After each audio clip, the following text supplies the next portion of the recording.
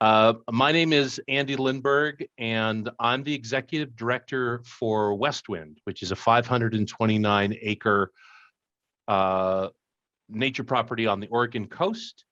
The site itself was first formed as a camp in the 1930s by the YWCA as a girls' youth camp. In the early 2000s, the Westwind Stewardship Group, our organization, purchased the property from the Y, and then in the early teens, took over the programming. And so now we're all under one roof. For the last maybe 20 years or so, we have been a rental site for various outdoor school providers. I myself have had the opportunity to run outdoor schools of one kind or another at a dozen or more properties throughout the state of Oregon, and had the interesting opportunity in the early 2000s to go from being the site supervisor for an outdoor school program at Camp Namanu to actually being hired by Camp Namanu to be their administrator. So I went from being the renter to being the landlord, and had a unique perspective on both sides of an outdoor school rental agreement. A few years ago, I worked with Friends of Outdoor School and Oregon State University Extension Outdoor School to conduct a study and offer some recommendations for facilities or sites that rent to an outdoor school provider. So who is this presentation for? Anyone, I'm sure, will enjoy our lively discussion and my fantastic slides. But if you are a facility or a site that rents to or intends to rent to an outdoor school provider, this will be useful information for you. Just to think in those terms, you're not going to be running your own programming. You have a site, you have a facility, you're going to enter into a relationship with an outdoor school provider. What we're going to talk about, we'll talk about the survey that was conducted, some of the responses. We'll talk about the suggestions that came from those conversations, and then we'll also look briefly at the cost model that was generated. And then there's a subsequent session where we'll actually dive in and look much more closely at that cost model. Do feel free to ask any questions along the way in the chat. You can raise your hand virtually or real-wise. I'm going to jump in and share my screen so that we can look at what we're going to talk about. So when we put together the cost model report, I used the word finding the actual cost of outdoor school. And I think if I was to do it again, I would talk more about finding the whole cost. Actual suggests that there's something concealed or hidden. And the truth is, all of the costs, all of the things that we spend to make our facility available for an outdoor school renter are there. There's nothing secret about them. As I say, we conducted a study in 2018 through 2019, and we wanted to learn a number of things. How are camps partnering with outdoor school? What are those relationships like? What do camps need to know to better pass along their costs to an outdoor school provider renter? And then how can we help camps, facilities to figure out those whole costs, the way that things are spread out throughout the year? What we found is that camps or facilities that rent to outdoor school have huge benefits. it's an increase or the creation of off-season rental revenue. It's increased exposure to the community. You have an outdoor school provider that is bringing busloads of teachers, adult chaperones to your camp. It's a way for your camp to get known by people who wouldn't otherwise perhaps ever have the opportunity to get out to your facility. There's an increased connection to potential staff. Your outdoor school providers are bringing talented staff, probably in the same target age range or skill range for what you may be looking for your own programming in the summer or other parts of the year. We found that outdoor schools, that camps that rented to outdoor school increased the number of returning customers or potential customers for their own summer camp programs. There were a lot of kids who would come to a summer camp because that had been their outdoor school. And something that we've been finding is really important at Westwind is that we have seasonal employees that we can increase their season of employment. So our kitchen staff that we hire, we can now hire them in February and employ them all the way through November because of our relationship by renting to an outdoor school program. Facility staff are often the same way. We've got more things to cook, we've got more things to fix by having more weeks of use of the site. So we wanted to know a little bit about how this was actually working in the real world. And we found that indeed there were some facilities that were employing staff that had come to them by being employees of outdoor school. We did have camps and facilities who could say for sure that they were getting business because for their own programs, because of what the outdoor school exposure was bringing to them. We also talked about partnerships and the ways that outdoor school and sites might be able to team up together.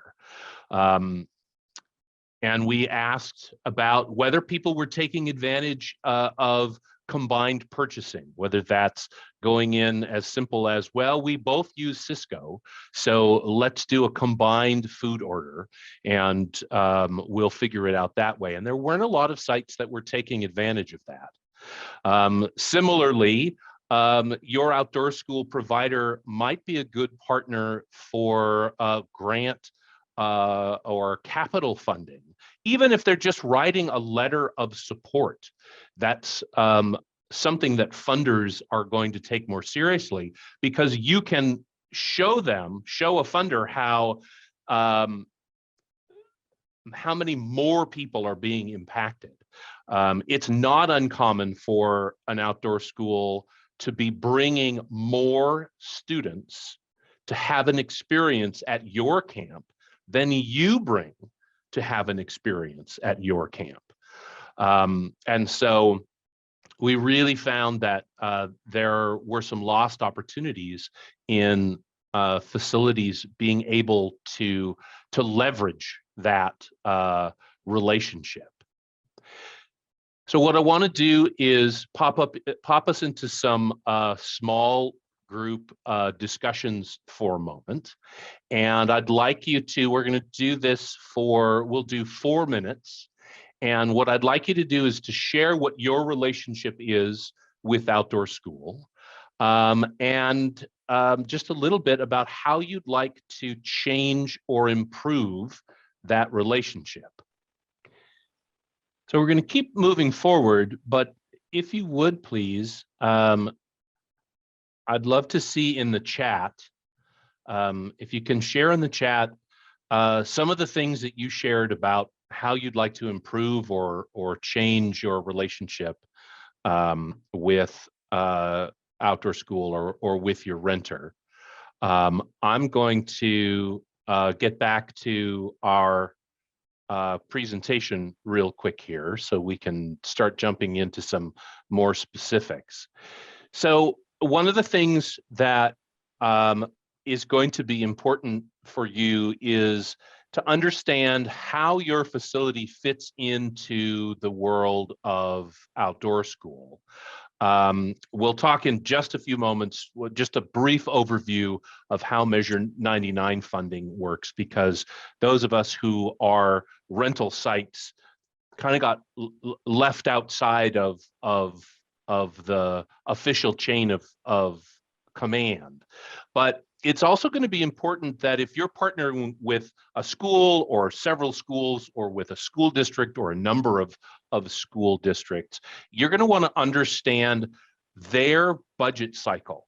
When do they set when they have money and how they determine that? So for instance, Westwind is currently working with Northwest Regional ESD. Our budget cycle, when we decide when our budgets are and when they've determined their budget cycling, are wildly off. And so when we wanted to, in the pre-Measure 99 past, when we wanted to bring a proposal to them, often it would be a year and a half, sometimes even more, until we could get any traction in raising prices because they had already determined the way that they were going to be charging. So think about when you can set your prices.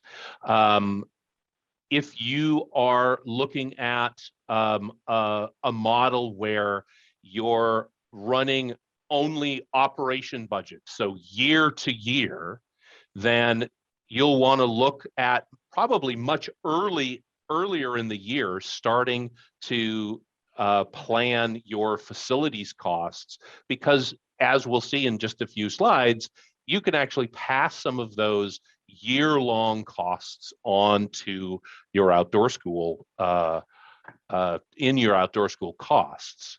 So I'm just going to very quickly have Rita talk a little bit about Measure 99 funding, and just to kind of give us some perspective of where we as a rental facility fall in the kind of chain of money. So Rita, if you can give us the quick primer, and I recognize there's a whole other seminar going on about this topic. No problem. So, and I'm going to go ahead and share my screen, and I want to, if I can get it, there we go. I'll do this because mostly what I'm going to point you at is our website. So you can go to our website at outdoorschool.oregonstate.edu, and you can see all about the history of outdoor school. If you look under About Us, you can see, I think that we probably link out to sites like Friends of Outdoor School. They've got an excellent summary of how Measure 99 started. We've got this sort of history of outdoor school. But the important thing that I suppose, the other thing I would tell you is that on the application and reporting page, there's a lot of information about how schools, districts, ESDs have to apply and what they can apply for. And the budget categories that they have to comply with. But what I want to also, though, tell you is I want you to sort of pull yourself out of that, in that you as a provider are just establishing your costs and asking them for a certain dollar amount per student. If we were to get into a situation where we needed to audit the program, we might go deeper and ask you to justify. So as long as you have some sort of that background material that shows why you charge them, what you charge them per student, you should be okay with how you put together your costs for them. and we just reimburse them on an actual cost basis. So when they apply to us, we might ask them, or they might give us specific costs in our 4 budget categories, or they accept the baseline amount, which is just based on sort of what the average costs are. But that should have not a lot to do with you. It shouldn't be a limiting factor for you. You, in establishing your costs, should be looking at what your actual costs are and how much does it cost for you to host these outdoor school students, and put that in. The last thing I'll say, and again, Priscilla, you can jump in at any point.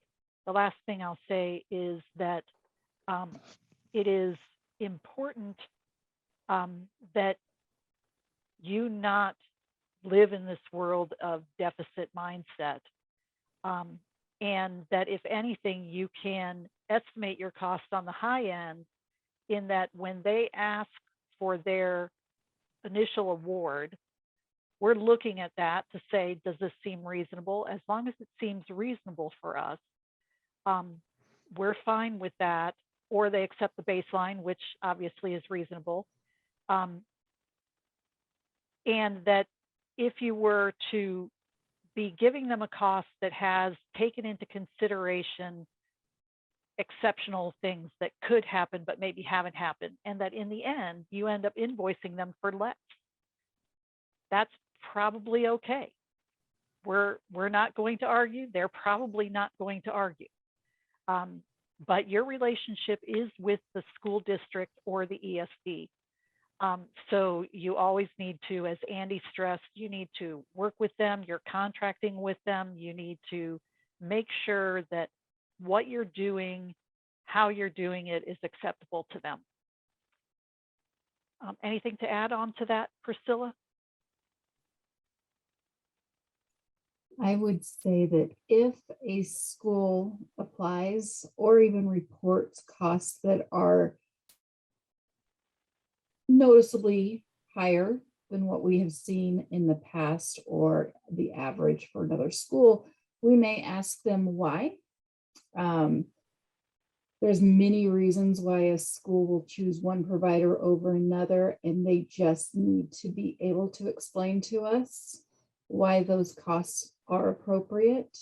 They need to be able to be responsible for using these funds appropriately, just as much as we have to report to stakeholders that we are checking those reports. So I would give an example of a school that had maybe extreme cost, and we said, so why did you choose to go there? And they could say, you know, they provided for our students accessibility we couldn't find closer. They had a higher ratio of care providers than the other sites that we looked at. So they just need to be responsible. So they may be asking you guys as they start looking for sites, do you have this? Do you have that?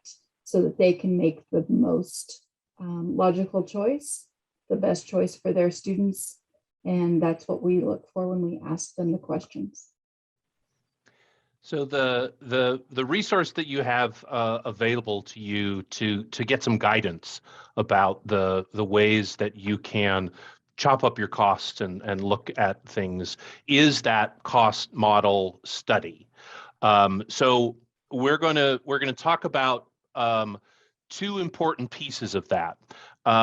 First, which we'll talk about second, which is that per student cost.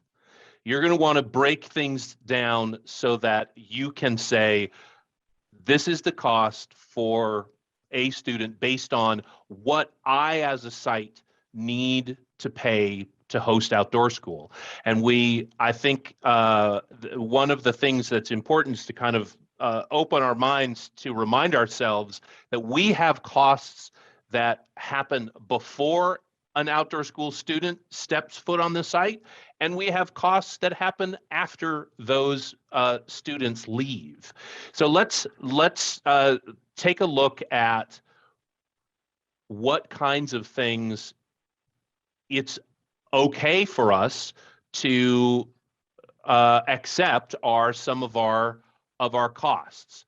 So this list, which is included in the cost model report, does a pretty good job of running through all of the different things that we can look at in terms of what we're charging as part of our per student cost. And some of them totally make sense. Damage repair. If you need to replace a board because somebody broke it, if you need to sand off graffiti off of some bunks, those are all costs that you can charge. The time that it took your site person to do that sanding or to repair that board, materials and supplies, those things that you needed to have on hand in order to host that group safely.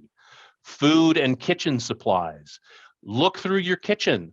If you're set up to cook for 80 people, but you've got 120 people coming, you may need to buy additional hotel pans, and you may need to buy new spoons. These are all costs that and we'll look at how to break them out, we can then break them out and add them to our per student costs. Re-upping your first aid supplies. Most of your outdoor school providers are going to bring their own medical personnel and probably their own first aid equipment, but you're going to have your first aid boxes and things on site that you know that you need to resupply before the start of every season and throughout the season. Those are costs that you can pass along. But you can also look at, well, what's the cost of your insurance?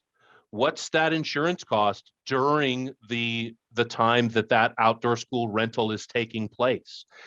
Your vehicle use during the time that they're there. At Westwind, we meet our students and then we bring them across the river on barges, and then we drive their luggage around through our back gate. Well, those vehicles, that's how you get into our camp. So we find a way to figure out those vehicle costs, property taxes. If you're cycling through mattresses, if you buy 15 new mattresses every year, you can have a portion of that cost included. So when we look through about how camps and facilities are passing along their costs, it hasn't been happening very much. When I gave kind of the first version of this presentation when we were all together, I talked about the fact that a lot of camps are essentially subsidizing outdoor school because we're not recognizing our actual costs when we're passing things along. So let's look at, we're going to skip the small group discussion because we're running out of time. So here's what we really want to get at in terms of how do we figure out that per student cost. And in the cost model, you can download an Excel spreadsheet that will help you figure out the weight of use. So this example suggests that there are only a few days of use by others in January and February, and then here comes outdoor school, and they are all of the use during those months. Here we're running our own summer programs. Here comes outdoor school again in the fall. So over half of the use of this theoretical site is actually by outdoor school. And so when we look at those costs, when we spread them out over the year, 54% of the applicable costs actually can then be charged back to outdoor school in the way that that we look at how we're charging them.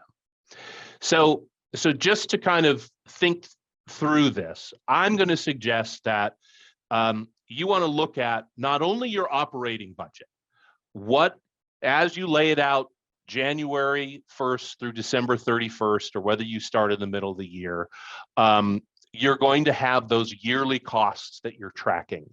But then we also know that, I'm going to skip through there. I'm going to be moving around. We have costs that flow through the years, that if we're going to do a large capital project, those costs can be spread out through the year.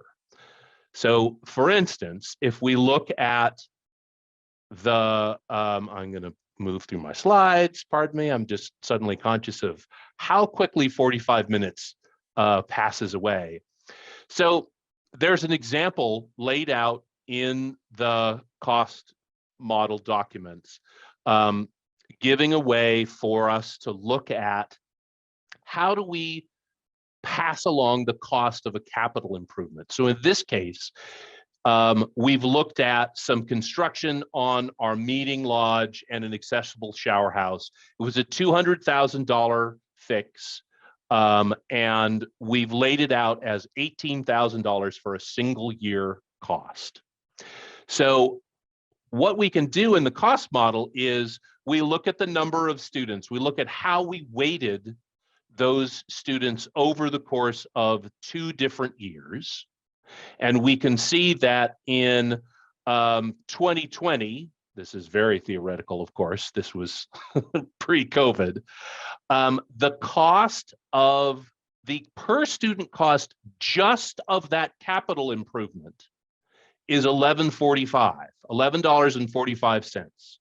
So we can add that in to our bill for every student that came through in 2020 to help us pay for the outdoor school rental share of that capital improvement.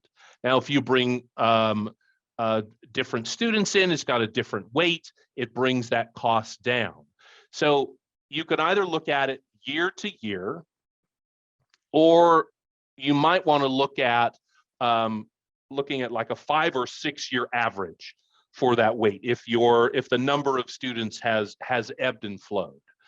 The idea being we can look at our improvements of the site and find a per student cost for those improvements, whether it's just the gravel that you need to buy to rock the road into your camp. Those costs, you can find the weight for it by looking at that percentage. You can find that per student cost, and then you can bake it in to your total. So I'm going to go back a little bit. The idea is that you're going to want to break down as many of your costs as you can and lay them out so that you can use that percentage to determine your outdoor school rentals share. The ultimate hope is that you may have a certain cost that you charge a non-outdoor school rental to rent your camp. By going through all of this in detail, you can be assured that you are passing on all of the applicable costs to your outdoor school rental. And you may find, as we found, that there is a shocking difference between how we set our rental prices for a non-outdoor school group compared to when we actually look at the cost of our renting to an outdoor school. Let me get to the end here. If you want to take a shot of that QR code, that will take you to the Oregon State Extension box account and will allow you to download the cost model. If you want to get a picture of that off of your screen. You can also go to the front page of the Oregon State Extension Outdoor School site, and if you scroll down to the bottom, there is a link to the cost model report, as well as the sample spreadsheets and the blank spreadsheets, so you can do some of this work yourself. So we've got a little less than 10 minutes, and I'd love to see what kind of questions folks have. If you want to put any questions you have into the chat, we'll see if we can answer some of those. And I see people asking for a copy of it. There it is. And I believe that we are not in webinar mode. So if people do want to speak up, they are welcome Oh, to yeah. unmute themselves And and just ask a ask. question with your voice. I love it. Hi, Andy.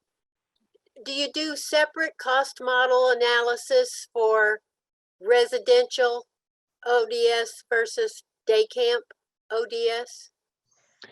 You would have slightly different costs, but you should be able to use the same model. You would, Rita and Priscilla, jump in and correct me if I'm wrong. If you're using your cabins and for a day program, and those are also residential cabins, remember to build in the wear and tear on those cabins, even though they're not necessarily being slept in overnight. Does that make sense? Yeah, thank you. Okay, sure. And probably the most difficult aspect of that is, that whole concept of meals. Maybe it's easier, I don't know for sure. But, for the residential, you might have a meal or two or snack or two more so than you would for a non-residential program. Mm-hmm. I think the real challenge comes, and you can, the way that the spreadsheets in the model are laid out, you can get a little bit of clarity in there, is if you have weekend groups in between outdoor school groups, and getting clarity around how you're going to calculate, well, not only did outdoor school drive in and out of the road during the month of March, but also we had 100 students this weekend that were from a church rental. We had another 100 students that were from, or 100 people from a retreat, that sort of thing. So there is some ways where you'll just need to make the call and understand whether or not you feel comfortable with what you're charging. And if folks are going to stay for the 4 o'clock, we can go through and kind of talk about some of the more specific things that you might have questions about in terms of what you could charge for.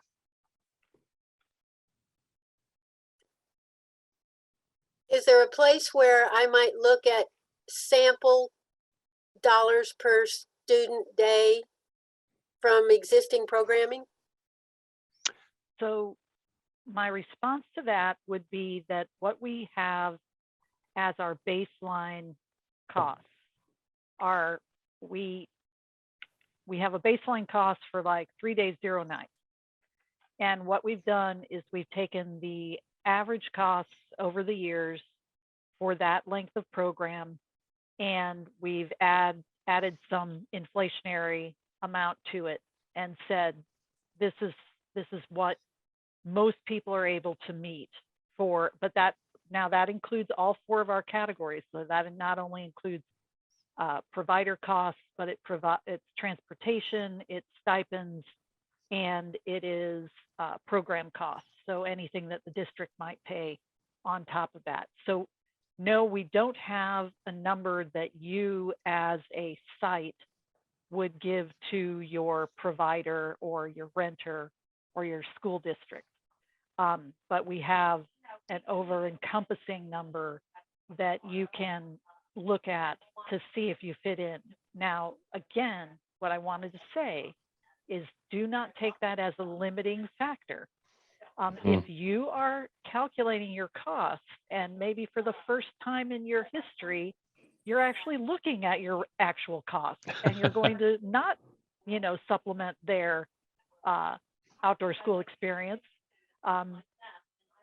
Just, talk to them, chat with us.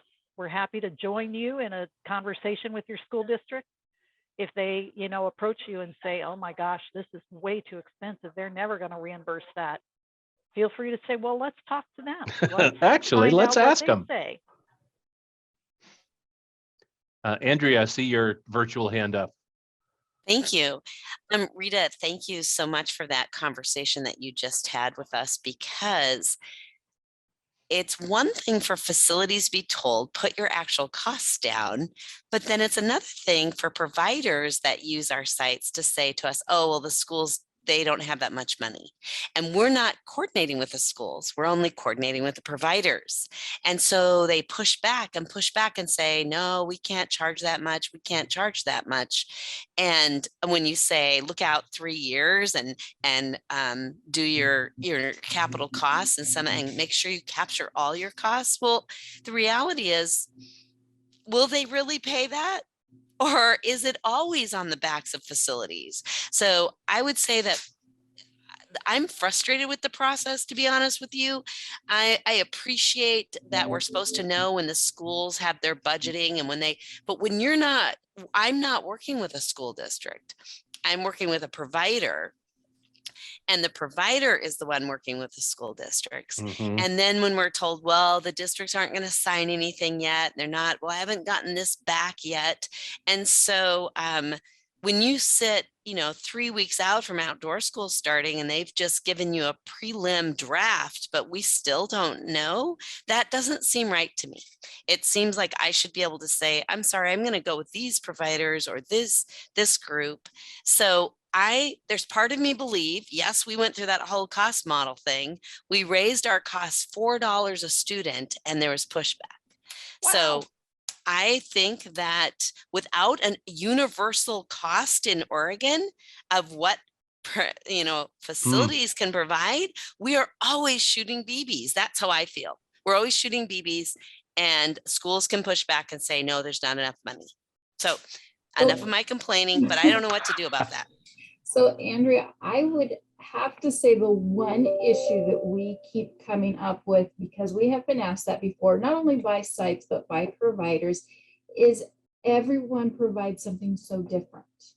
So if we came up with a universal cost for sites or for providers, that is not going to address the issues of every student. It's just like we don't tell a school where to go. Exactly. But we would totally support communication between providers and sites. And if that is a phone call to Rita or I or the regional in your area to have that conversation, please feel free to pull us in. Well, I appreciate that. Thank you. I could say more, but thank you. Andrea, what part of the state are you in? Eugene area, Eugene Corvallis area.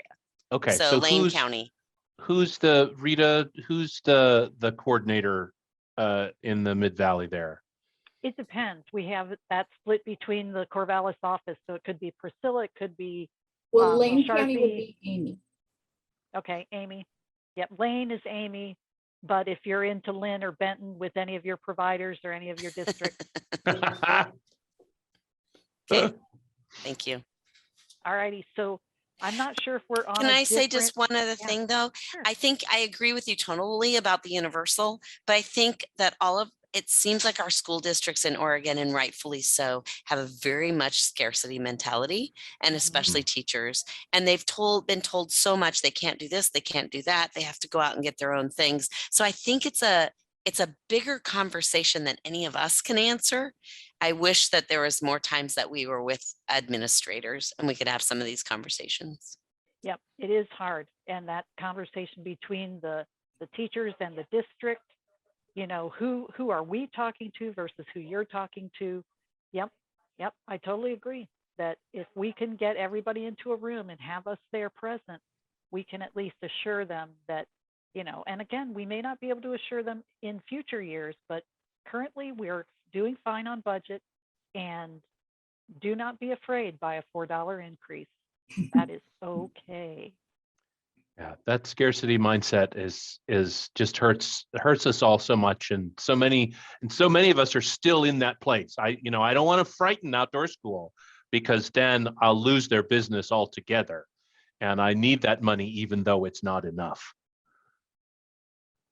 So I'm gonna maybe wrap us up here. We'll hopefully some of you will come back for our 4 o'clock. We'll look at the actual model a little more closely, but maybe what we can also do is spend a little bit of time. We can just, turn the mics on and talk a little bit about people's, so I feel like we're a small enough group here, people's questions and concerns, and we'll, I need to run and take a bio break, but we can all be back at 4 o'clock and we'll continue this discussion. Yep, and I'll fire up the next session, but then I'm gonna run off and get into my bike and home clothes. Okay, great. Thanks, everybody. Maybe see you in about 10 minutes. Bye.